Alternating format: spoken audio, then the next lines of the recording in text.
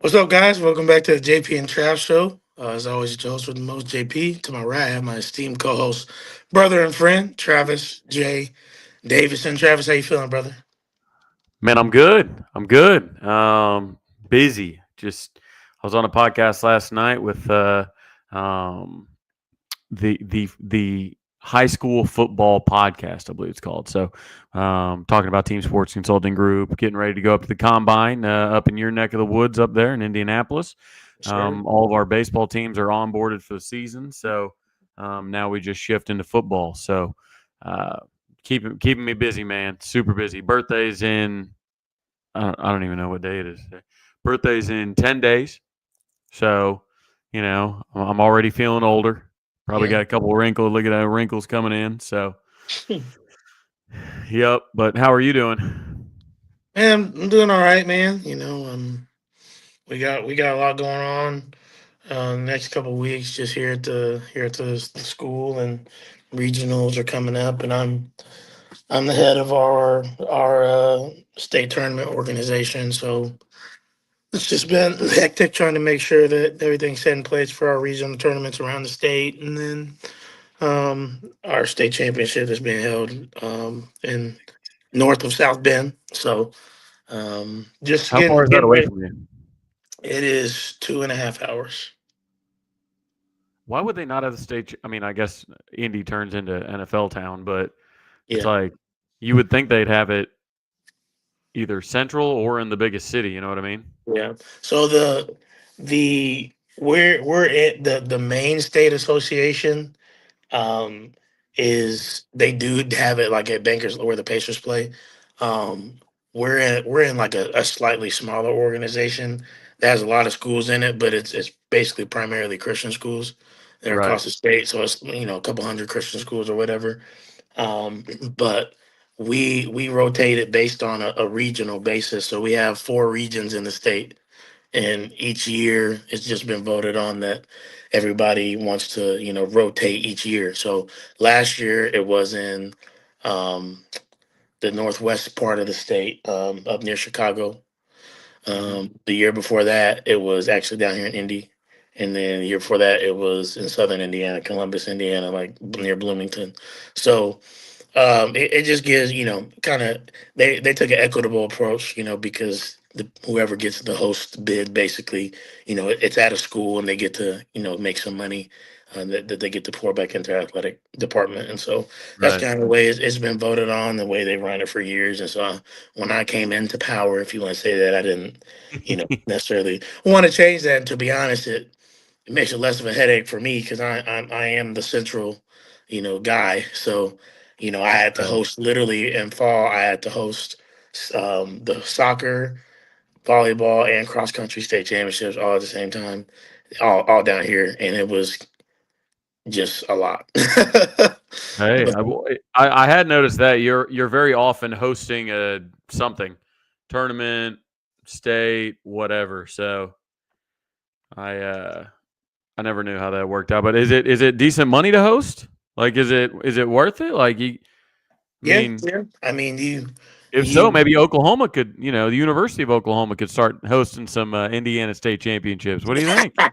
yeah, hey, why not? Why not take a 14-hour trip, 12-hour trip? Yeah, And see, yeah, yeah, make a couple it's bucks.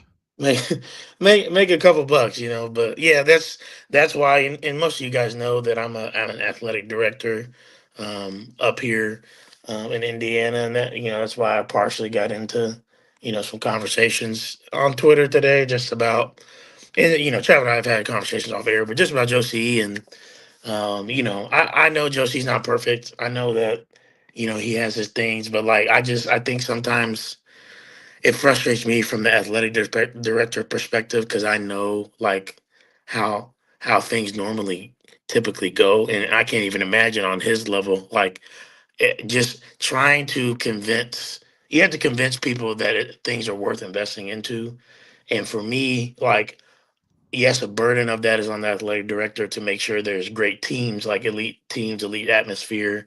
But at the end of the day, Josie can't make people take their butts and put them in seats. They have to make that decision. And that's why I tagged you and said, you literally, like, were yourself trying to get people and arguing with people to get to Eldell Mitchell a few years ago. A few Yeah. years ago. So I'm just like, the fact that that even has to happen to me is not, you know, just the athletic director's fault. Like, I feel like some of these other SEC schools, man, like, even if they have an average team, they're selling out the ballparks. Yeah, well, and that's part of it is I think part of it is and I think part of it is a lot of them have never won anything, have never witnessed their team win a championship in anything, so they understand. And I think they've been in a conference that's highly, highly, highly competitive, night in, night out. A lot of times, I think OU fans, and maybe even some coaches, players, administrators, whoever, got a little fat on a down Big 12. Pretty much, I mean, in a lot of things. I mean, basketball was always good. Softball came on late. Baseball isn't near what the ACC or the SEC are. Football had really, especially with Texas being down, basically it was OU and then everybody else. So I think fans for 15, 20 years got so used to just walking in and seeing a winner, no matter what. Um, Yeah, and they've never OU fans never have to walk in and say, "Man, what can I do to affect the outcome of the game?" They walk, and some of them do. Some of them do. I don't want to be yeah, too, unfair, and I don't want to lecture fans by any stretch of the imagination. It's just the fact of the matter that some people walk in and expect to be entertained and by a winning product, and they will say, "Hey, when you start winning, I'll start supporting you by showing up." So right. it's kind of backwards. A little But bit, hey, a little bit. but to each their own. You know what I mean? Yeah, There's there. I don't think there's any excuse for a school like Oklahoma, a school that's got good basketball tradition. Um, I There's no reason that we should be putting up historic numbers, the bad kind of historic numbers. Now, it's also a historically rough schedule, right? I think Mike Hauk the other day said that OU had played 5 straight ranked teams for only the second time in school history, and they're going to do it in a span of 11 games. They're going to do it twice in a span of 11 games this year. Truly yeah, unprecedented stuff. But, I don't think that, you know, as I said when I kind of went on my rant when we had kind of the Brady bunch of OU content creators up here is anybody that lowers the standard of the University of Oklahoma. I mean, maybe they shouldn't be here. yeah, I'm not, speaking specifically about any one person, but you can't redefine what Oklahoma should be okay with. You know what I mean? So, yeah. um, I don't know. And I just, Porter's got to go, bro. Like, yeah, and as again, I'm a basketball guy first. Like, I right playing college, like, that's my sport, and I love football, but I played basketball, and obviously I won a state championship as a coach last year. He had like, and I'm not saying he's a bad coach, but it's clearly not working.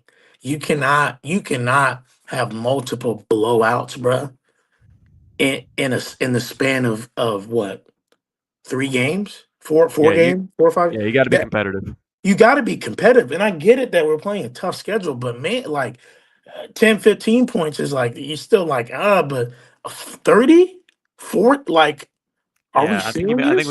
I think we made like 7 or 8 shots in the first half. I It's think it's seven. Like it's like my issue is I think these two things are true. One, Porter has yet to make the tournament, so if he does not this year, I think he needs to be fired.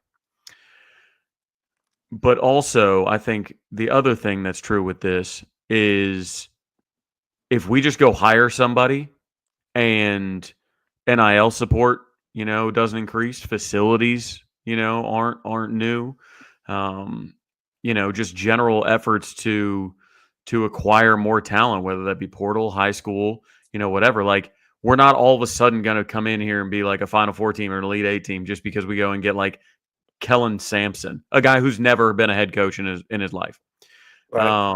or like Hollis Price, who just started coaching in 2021 as an assistant coach. You know, people want to say, "Oh, we need to get these people in because they get the donors excited."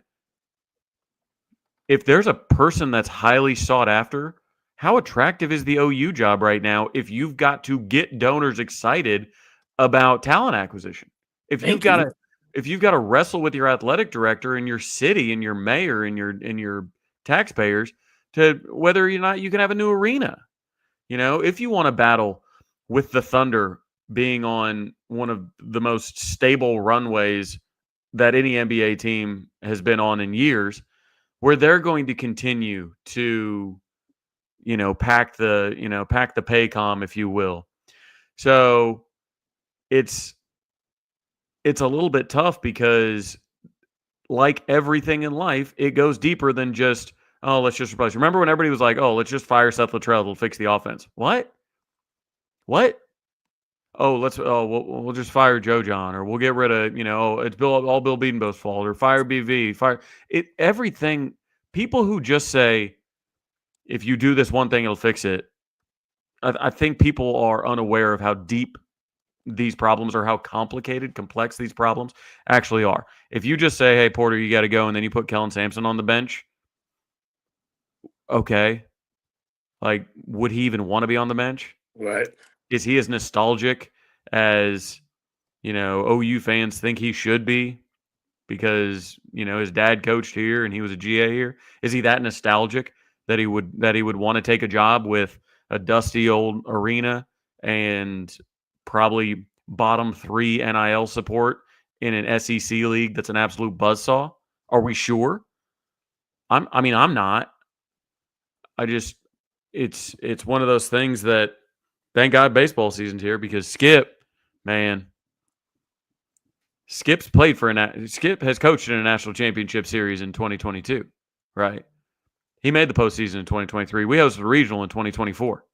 So Right. for all of you people that say, "Hey, show up," or if you start winning, I'll show up. I can't wait to see you all at baseball games this year. Thank you. You can't move the goalposts. Oh, if you win, we'll show up. Oh, you win? The one time I went, you guys got beat by whoever, Dallas Baptist. So now I won't go anymore. Like, I don't know. I think there are a lot of people at OU that think that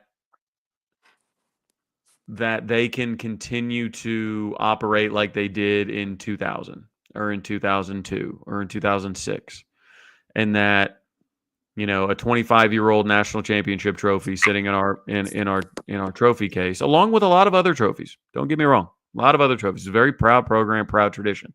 But kids that weren't alive during it, they don't. I mean, what they're walking in going, man, you guys used to be really good. Remember when Paul Feinbaum came in and he was like, man, you forget how decorated OU's football program is until you walk around, their trophy case and go, wow, they were really good. So it's like, okay, like that's the mouth of the South coming in and saying, oh, we all forgot that you guys used to be really good.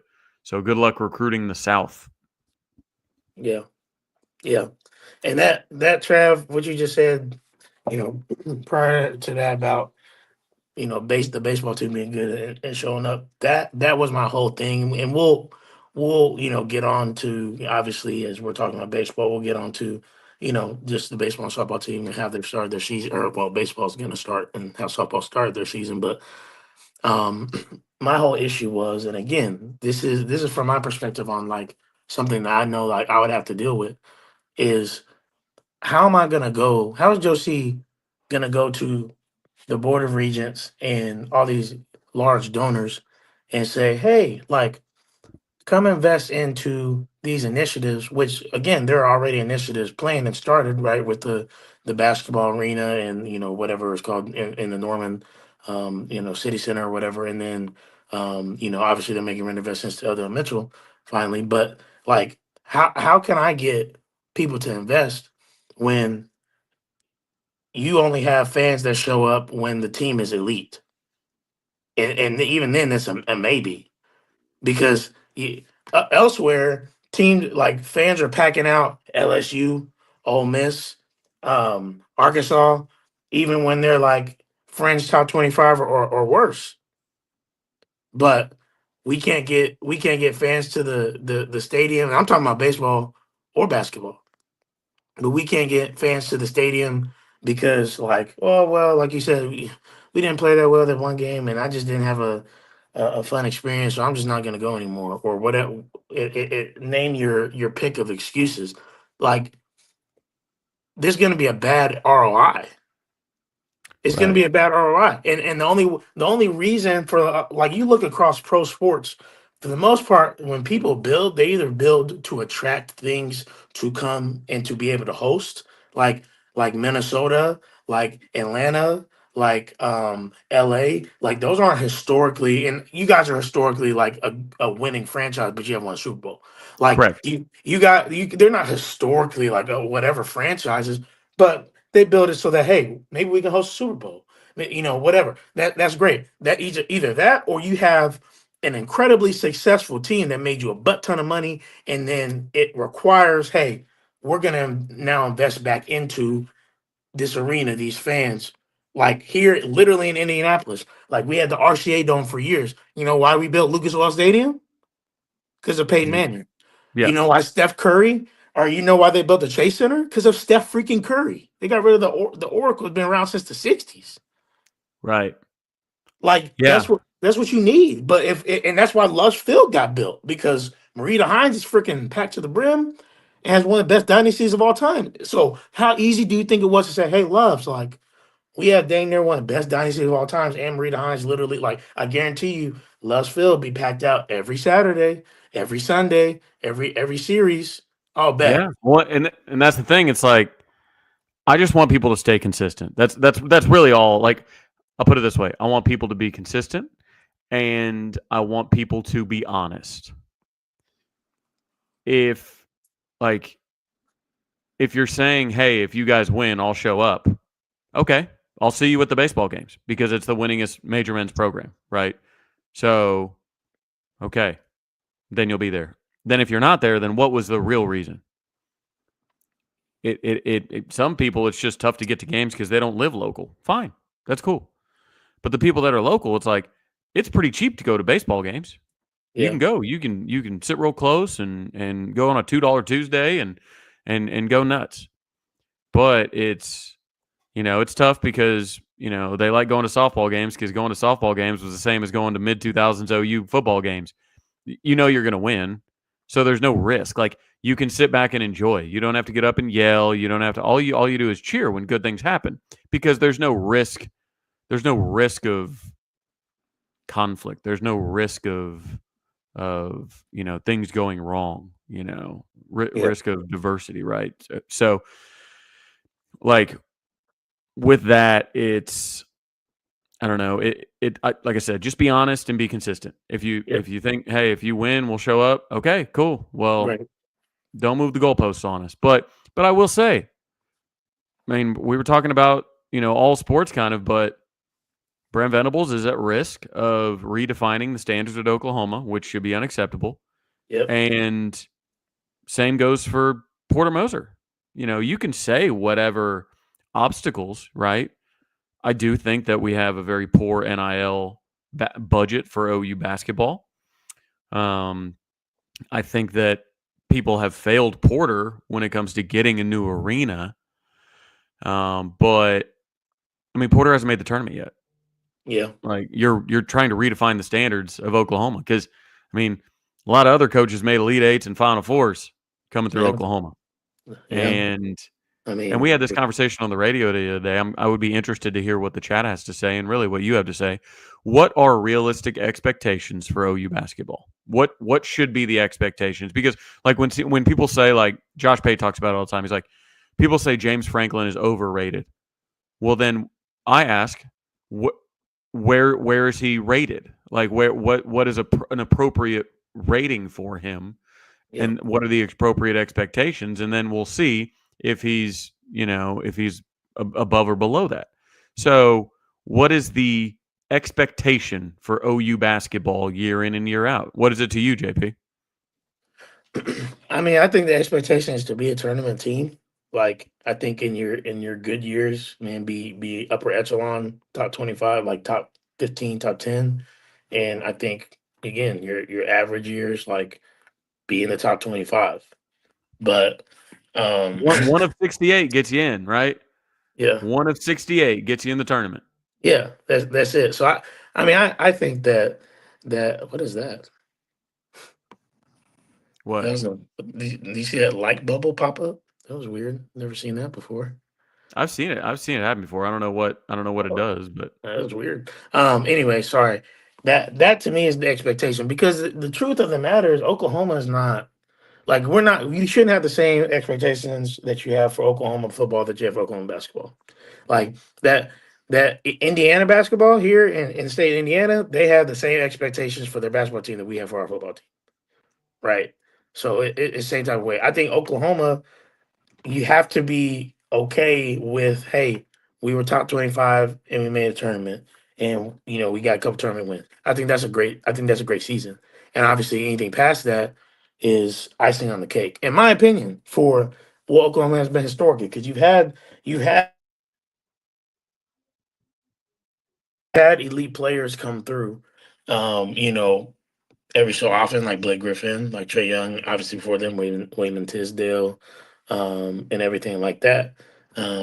So are you just gonna wait on another great player? Also, I mean, can we talk about Austin Reeves too? I mean, dang, like, dog, yeah. Well, he's going off when he's got the opportunities for sure. So, um, it's you true. you That's true. The you wanted patience did wanted to give up talk for about him. it. But yeah, I Yeah, think the expectation should be one of 68 every year. I think that I think that for OU to maintain the standard that they preach, that they print on every poster, that they put in every donor email, in order for them to, hold those standards, I think if you miss the tournament 2 years in a row, you probably should be fired.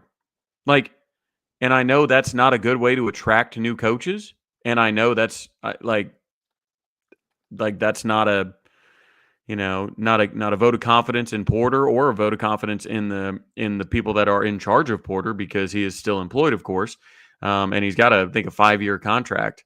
Like I don't know, like I just think that if you can't have it both ways. You can't claim to have high standards and then miss the tournament 4 years in a row and keep a yep, guy around. yep. Like I agree. which is it? You either have standards and you hold yourself accountable for those standards, or you just don't have standards and you continue to print the word, standard of excellence and everything on every poster and put it on every social media post and everything like that. And we just kind of we treat it like the word jumbo shrimp, like, oh, we have high standards around here, wink wink, but they don't actually it's not actually high standards defined. Right. Yeah. um. Interested what you have to say about this, and then we can have the chat move on to some different stuff. But when our basketball program was good, they still didn't want to build them a new arena. I mean, they weren't. I feel like OU wasn't good for like 4 or 5 years in a row though. Like when they were good in the '80s and '90s with Tubbs, like the LNC probably wasn't seen as like an outdated, dilapidated arena. It And was then you get popping when it was popping back in the day. right. But then you get into obviously like the Blake Griffin years. Okay, great, still no issue.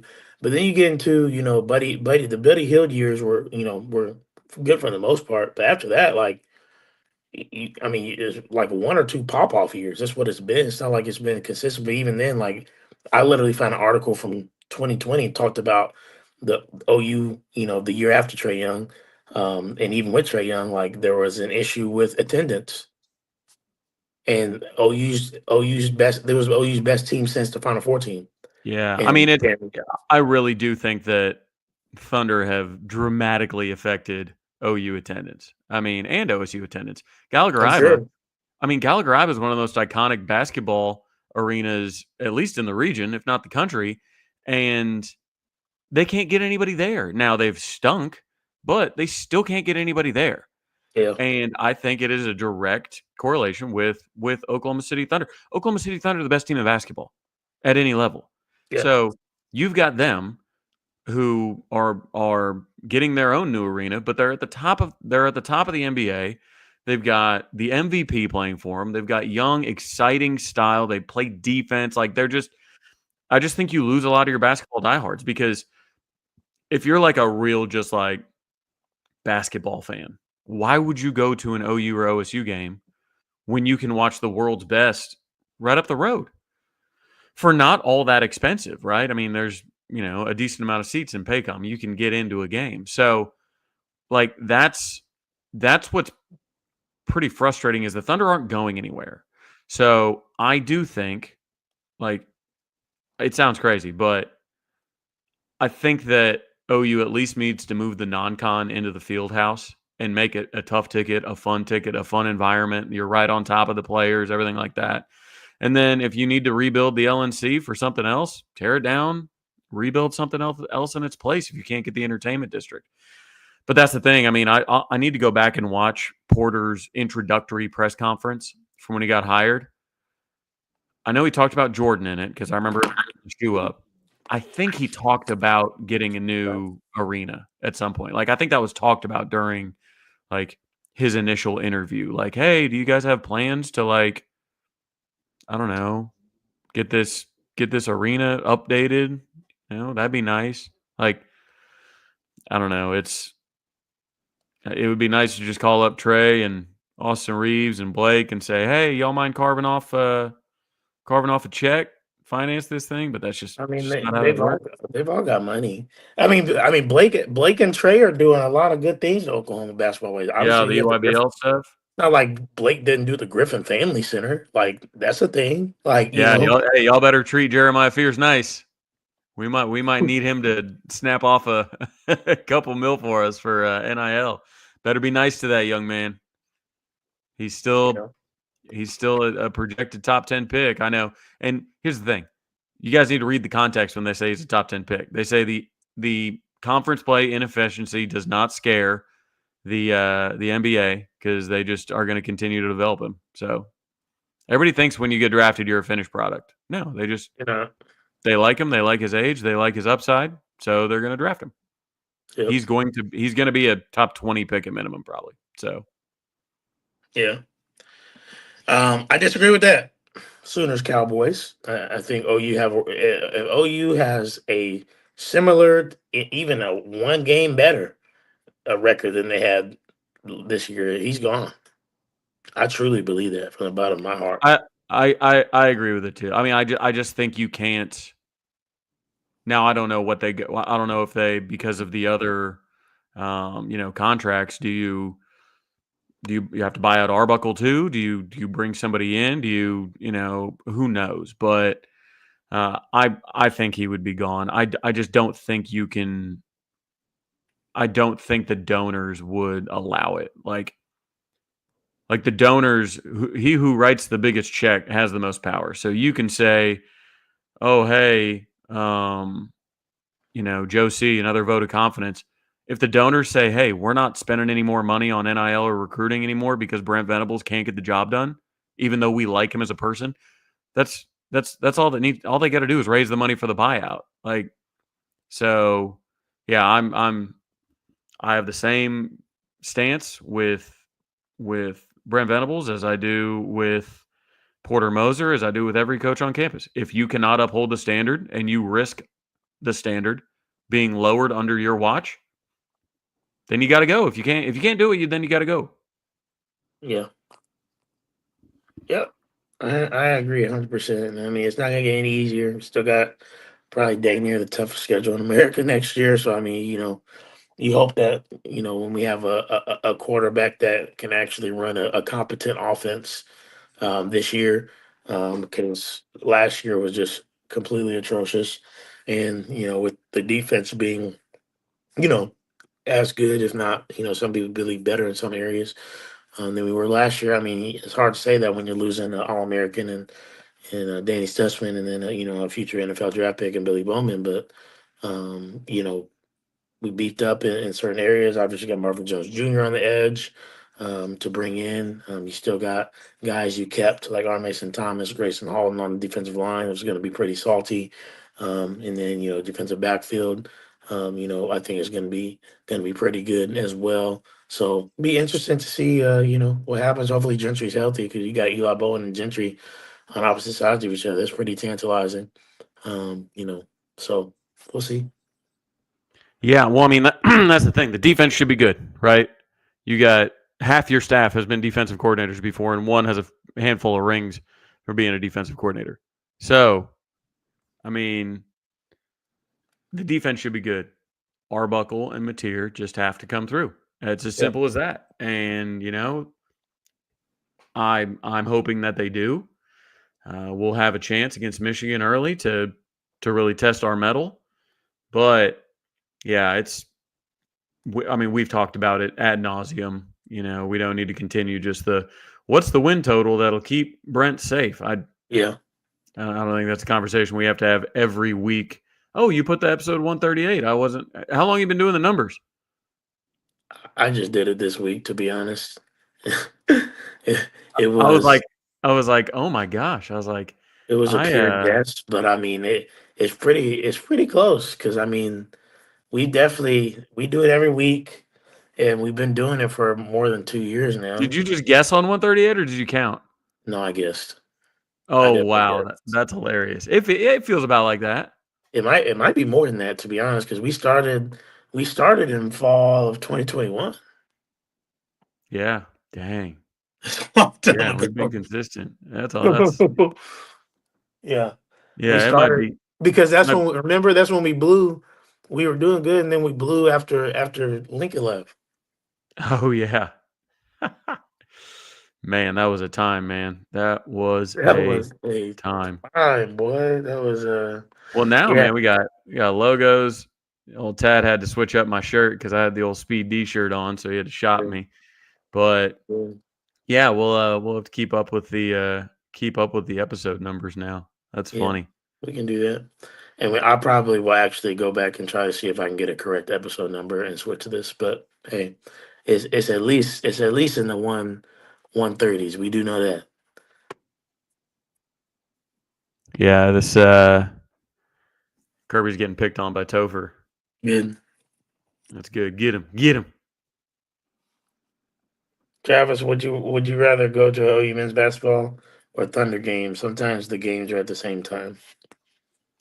Um, Honestly, it depends on where my seats are. I like being close to the game. So like I love Thunder games. They're always full. Like usually I sit in club and it's like it's cool. Got a good view. I usually sit in I got a buddy that gives me the floor section seats at OU basketball. I get to be closer to the action. I like being close to the action. And I think baseball spoils me because I sit right behind home plate and I'm spitting distance from these athletes. So Yeah, um depends on the matchup, depends on my seats, but right now the Thunder are just a significantly better product. Like significantly better. yeah, you're not wrong. Yeah. Um What do you think about the softball girls? How they started out? Listen, you had some naysayers. They're pretty early because they're not here. Here we go. It's kind of same thing. They're not blowing out teams like they do, um, like they're expected to at this point. But to me, Trav, like the softball students are playing with freaking they might be playing with the most house money of anybody ever. like well it's tough because like, you know, it's tough because the standards are so high and everybody, I mean, people know that you turned over everybody. You know, no TRA anymore, no K9, no Jada, no Riley, no Alyssa, no, Maxwell or Sirocco on the bump.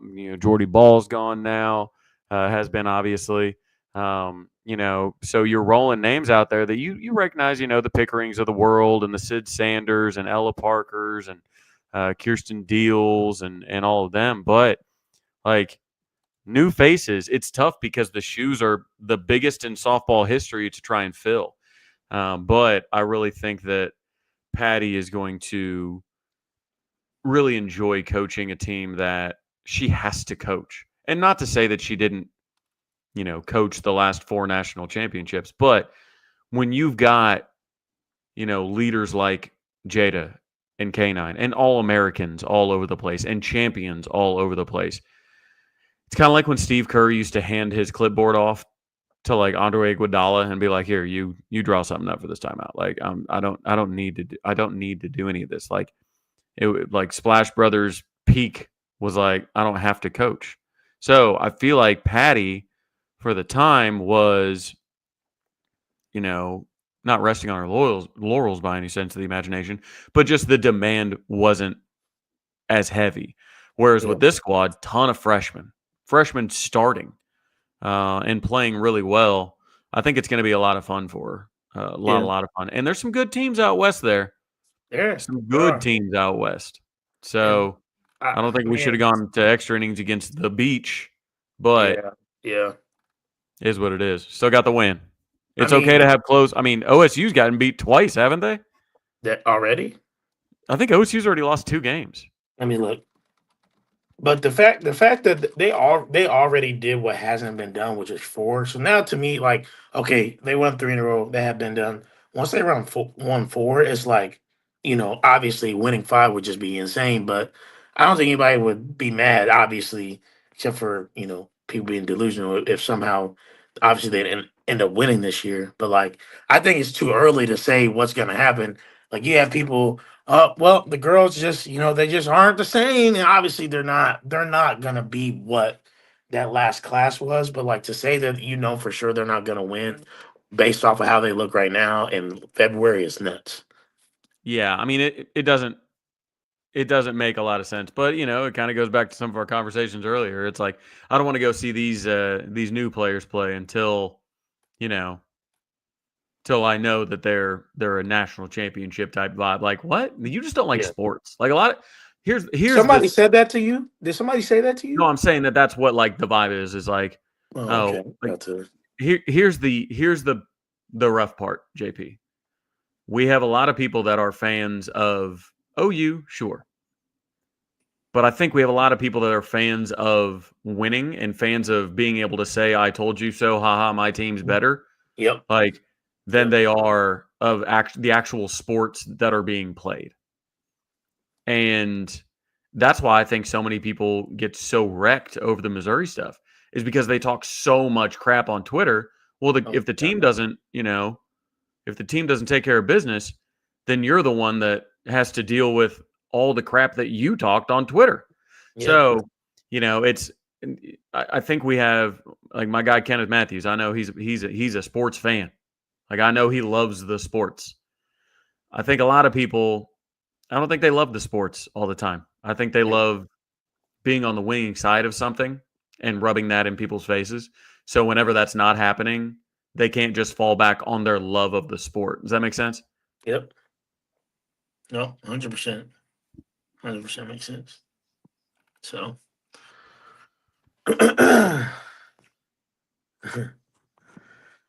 um what else, guys? What else we got in the chat? What else? What else They're do you guys arguing want to about talk about? OKC and Denver matchups and this, that, and the other. But yeah, I mean, I so can I just can understand it. You could argue, and I'm not saying this is going to happen, Travis. So don't get mad at me. You could argue that the way the Thunder are, like you could argue are they could be like the James Harden Rockets, like so good in the regular season, and then when it comes to playoff time, just crap the bed. I'm not saying that's going to happen, but I that think part of the James Harden Rocket math under under that leadership was all they did was shoot threes. Like the reason they didn't advance when they had their best team is because they had a historically bad 3 for 27 or whatever from three. Like yeah, you live and die by the three. You're going to die by the three occasionally.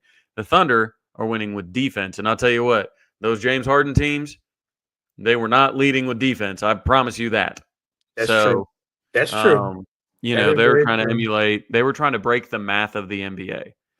They were trying to say We just need to shoot as many threes as possible because that's what the math says to do. So, like they tried, and now you're starting to see some defense being played. The best teams in the league are good defensive teams, right? And Oklahoma City has the best net rating in the history of basketball currently. The best point differential, I believe. Like it, what they're doing is historic. So I don't think we can compare them to a team of the past just as plainly as, oh, this type of team, because they D up like crazy. They've got an MVP candidate. They got rim protection now. They've got multiple All Stars. Yeah. They got what you need. What you need to throw it back. Yeah. Yeah, indeed. Yeah, But 27 misses in a row.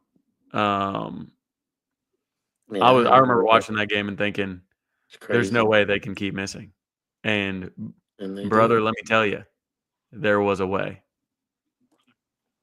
There was a way. So, yeah, I mean, we got some questions about recruiting.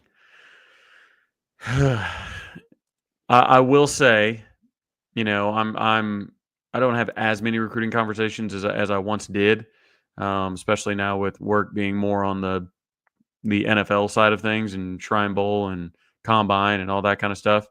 But from the people I have talked to, other college coaches that I've talked to, that's 6 and 7, you know, and that offensive output from a year ago, that's causing some pause. The defense is going to be fine. We're going to be able to recruit defense.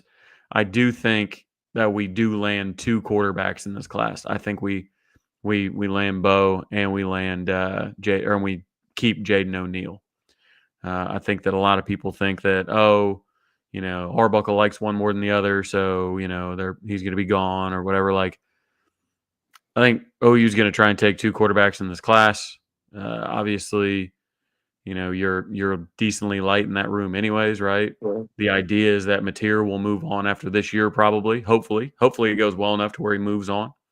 Then you've got Hawkins and you've got Jet, and then you hopefully would have two others in that room. You want to have four in that room. So I would like to think that we're going to get a linebacker this cycle. We're in on some really good ones, battling. Oddly enough, battling SMU, and I mean, we're battling some of the typicals, the Ohio States of the world, but SMU is flexing their muscle on the recruiting trail. You're starting to see a lot more. Hey, um, this guy's between the usual Georgia, Alabama, Oklahoma, and Texas. Now the guy's between SMU, Texas, and Oklahoma, and it's like, and the SMU leads a lot of them. It's like they just spent money on a beautiful new facility, practice facility, but yeah, OU's going to have to continue to pay on the recruiting trail. Going to continue to have to stack classes, size of classes, because you retained all these guys from the NFL, right? RSJ and RMT chief among them. Yeah. You're going to lose some guys next year. You need to fill the coffers. You need to fill the scholarship counts. But yeah, I mean they took not Cristo Conte, the president, right? Who was the president of Texas? Oh, that's going to bug me. Was it Jay Hartzell? I think so. I think you're right. He's good. SMU Also. took him. They didn't take CDC, but he might be next. Who knows?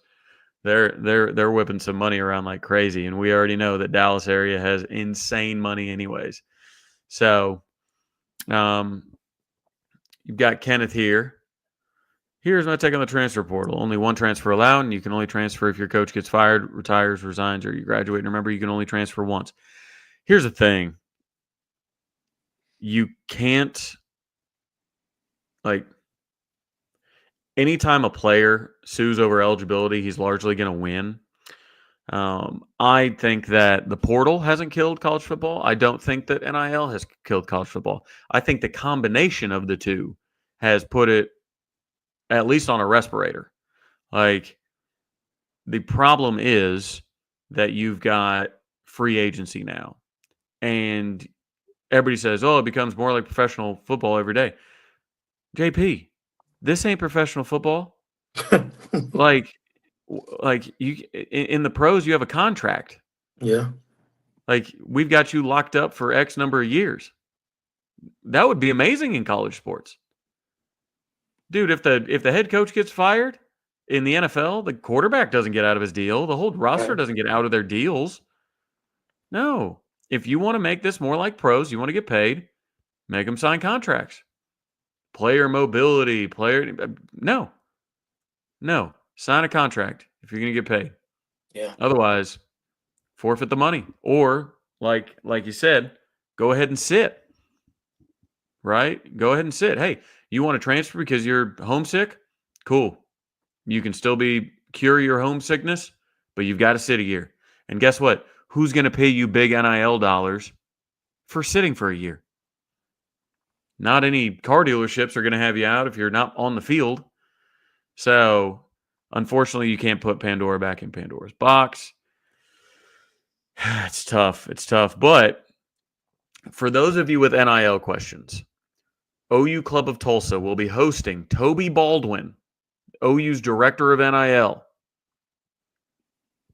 We're going to be hosting him at the OU Tulsa campus in the Deco room on February 27th. So if you have any questions about NIL, where it's going, where it's been, where we are right now, what the process is like, how to donate, how to, some new ideas or whatever, let me know. DM me. OU Club of Tulsa is going to be putting that on February 27th. I think if you're a member of the club, it's $10. And to be a member of the club is only $35 for an entire year. So doing that, we'll be doing that February 27th. And then in April, we'll be having Joe C come. So I'll bring the chat. Maybe Kirby can fly into Tulsa and bring some questions, but we'll see. But OU Club of Tulsa, February 27th, Thursday, 6 to 8, OU Tulsa campus in the Deco room, hosting Toby Baldwin. I'll be tweeting out the link or DM me if you want to know more. It's going to be a lot of fun. I'll be interviewing him, so that's going to be fun. That'd be really cool. Good old Toby. And Toby used to be in the compliance department. So Sooner Cowboys here says OU is hurting itself having a compliance department. Maybe we can ask Toby Baldwin, hey, what's going on? Or how it got to this level. You know what I mean? So anyways, make sure you guys tap in for that one. That's going to be a lot of fun. Opening weekend baseball, for those of you that did not see it, there's now a doubleheader on Friday. Mm-hmm. And the weather, boy, bring a coat. Weather for the, let's see. It's 24 here right now. Let's see what it's going to be on Friday in Norman. Friday, it's going to be windy, high of 50. Actually, Saturday moved to a high of 56. So no game on Sunday. Sunday is going to be a high of 38. So OU baseball moving to a doubleheader on Friday, and then Saturday you will have the Witherspoon twins starting off, and then Cam Johnson being your Sunday starter, now Saturday starter. So high 90s at the Diamond. Let's see. Kirby, you ain't scaring anybody. That's too cold, dude. I'm surprised they didn't play in that. Like, Well, I they don't have know Alabama how many Sunday. people grew up playing baseball, but man, when if you catch one of those the wrong way, it rattles that bat in your hand. Oh, the last thing you want to do, man. Last thing you want to do. So I will. I got buddy coming into town. My buddy Jay, the one that lives in Kansas City. Yeah. He's coming down with his brand new baby girl and his young son. So going to kick it with them this weekend after a little Valentine's Friday. And yeah, what you got going on this weekend? It's Valentine's Day, with the wife tomorrow, and hanging out and going to see the new Captain America, and then going to a nice little Yes. steakhouse tomorrow or Saturday for lunch. So I'll tell you what, it's funny. We're going to a get some pasta because I have had a steak pretty much every single night since January 1st. yeah, that's So for probably I'm sick of not going steak. to any I'm not going to any steakhouses. Um, How many pounds you but down? say what? How many pounds are you down? About 18 or 19. Oh boy. So you know, I swear tomorrow we go to hey, what's up, Gunny? We go get that pasta. I might fall asleep on the way home. Like all that Mm, pasta hitting me at once. I'm oof. gonna get pulled over. Officer's gonna say, "Have you had anything to drink?" I'll be like, That's "I'd some had some pasta. pasta, officer." Yeah. Yeah. No, I mean, I'm not doing carnivore, but I've been sticking to a little bit of a heavy protein diet myself. I'm down 10. There you So go. hoping to continue that, but pretty strict regimen right now. But Good. after doing it 2.5 weeks, it's to the point where I thought, man, I'm gonna be hungry all the time, but I feel like I'm in a good spot. I haven't eaten breakfast. I feel like consistently for years because I used to do a bunch of intermittent fasting. I'm not saying that doesn't have its place, but trying out, just being consistent with meals and snacks and stuff like that, and it's been good. I've not had breakfast in whew, very long time. We're supposed to be going to brunch with my buddy Jay when he comes into town. And originally I was like, "Hey, what if we do it at like noon or something like that?" So really, it's lunch. And they're like, "Nah, can we do it at 10:30?" I was like, "Ooh, I can't tell you the last time I ate a meal at 10:30. I've always because it's such a caloric thing for me. I'm like, if I have three meals, I don't know how I'm going to stay in a caloric deficit. I mean, it can be tough to do. But Yeah, I did. I got called out by Kirby for my haircut earlier, so I gotta pay some bills real quick. You guys know I got a slammed rest of the February. I'm going to be up at the NFL Combine. Some of you know Easton from my social media, my barber. He's been my barber for like 10 years. I think he's going to come out to the our golf tournament actually and be lining dudes up on the tee boxes. I'm excited about that. But he works at Boardroom Styling Lounge, and fine folks over there are letting me give 20% off your first service for all JP and Trav viewers, even those of you that are watching this later or that are on Twitter right now watching it. But you can go to any Boardroom Styling Lounge location nationwide. They've got 46 locations and use the code TRAV20 for 20% off the first service of your choice. So, yes, I did get the fresh cut, got fresh faded up today, and I am getting another one tomorrow before or no, I'm getting one next week and then the week after because I got the combine coming up, man. You gotta when you're rolling up to the combine and when you're interviewing Toby Baldwin and asking him, hey, tell me what every big NIL deal was this year. You gotta be looking fresh, man. And with Valentine's Day tomorrow, gotta be looking good. Gotta be looking good. yeah, 100%, 100%. Gunny, they would let you in the door. I promise you. I promise you. It says this, like that contract idea of yours, have these athletes sign a minimum 3-year contract, give them money, and make them pay taxes, get unionized, pay agents. If college athletes don't want to be pro athletes, let's treat them like pro athletes. Yeah, I mean, be careful what you wish for type vibes, right? Like, hey, you want to be treated like pros? You got to get the whole. You can't just have the fun part of being a professional athlete, right? You can't just have I just get paid, but I don't have a code of conduct, right? I don't have contracts, right? I still get all this other really cool stuff, right? Like, no, like sign a contract. Sign a contract. Minimum 3 years, some say 2 years, anything like that. Just anything, right? Anything that doesn't allow you, and just have it can't be performance based. But hey, if you didn't play this year, then like it's or if you had a big year, you're locked into a deal. Simple as that. And then it'd be a lot of fun because then you're like, hey, we want to trade. We want to trade you. We want to trade Nick Anderson to LSU um, for some future recruits, for some future defensive line recruits out of the state of Louisiana. Please and thank you. Yeah. Get Dominic McKinley out of the deal.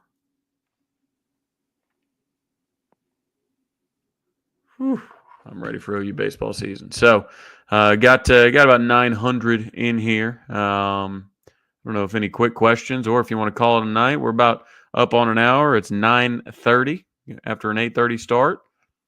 It's up to you. Yeah. What other questions do we have, guys? Do you have anything we want to hit before we head out? I'm in an office, a school office at that, Kirby. Man, what you be think? What I you be know, man. thinking about all day? We can talk about the Super Bowl. What y'all think about the Super Bowl? That's Hey, my um my emotional hedging worked. I bet on the Chiefs because I wanted them to lose, so I lost a little bit of money. But hey, team won. Jalen won. So with this, it's funny because people are talking about the Thunder. I do the same thing with the Thunder. I always bet against the Thunder, like $10, $20, because I get good odds on it. And if the Thunder lose, I'll be really bummed, but at least I'll be like, at least I made a couple bucks. It's how I deal with the emotional part of being a sports fan. I never bet on my own team because, man, if they lose, now now it's like getting kicked in both shins. yeah. Not doing that. We're emotionally hedging out here. So, um, will Oklahoma 5-peat? I wonder if there are odds on that right now. I'm sure there are. You can gamble on everything. I don't know. I sure as hell hope they do. Yeah, that would be Because nice. if they fight, this is the year to get them with a full brand new team. If the country can't get them this year, I think you might be talking about 7 in a row. Yeah, dog, you're not lying. Like, if you don't get them this year, You better get them this year because even the even that super annoying Long Beach announcer, he was like, they're the standard.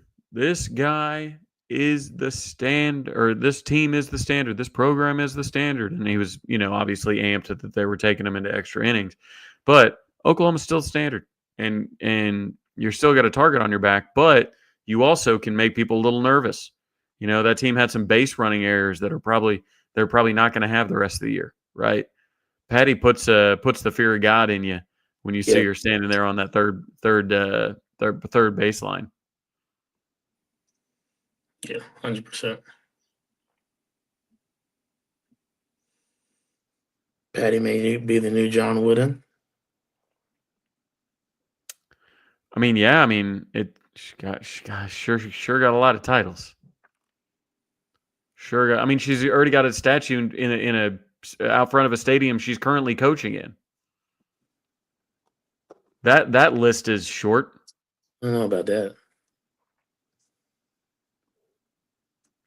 Is what you heard? From who? Gunny got those insiders. Apparently. Yeah, I don't know if anybody else watched that extra innings beach matchup, but whew, that guy was very, very one sided. And I get it. Like, it's his call, like, whatever. Like, it's not the ESPN announcers or anything like that.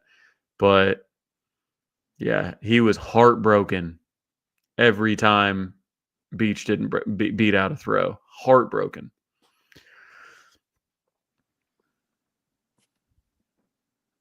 All right. Yeah. Yeah, she's got enough talent. She doesn't need anybody back. Does not need Jocelyn. She's good though. She's Yeah, good, but she had Homer against us in the tournament last year. But